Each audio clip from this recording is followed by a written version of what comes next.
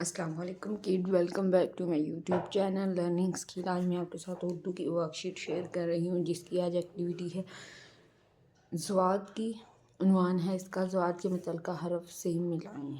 हमने ज़वाद के मुतल्लिका हरफ से मिलाना है। चलें स्टार्ट करते हैं, जिसके लिए हम ब्लैक मार्कर स्केल की ज़रूरत है।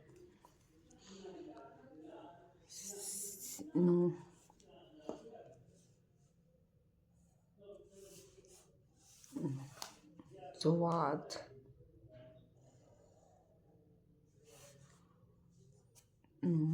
ज़वाद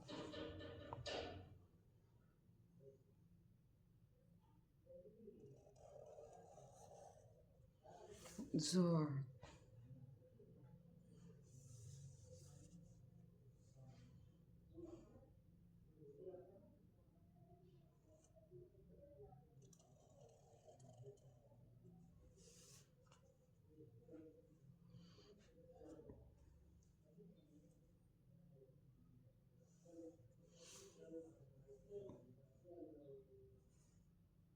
ज़वाद।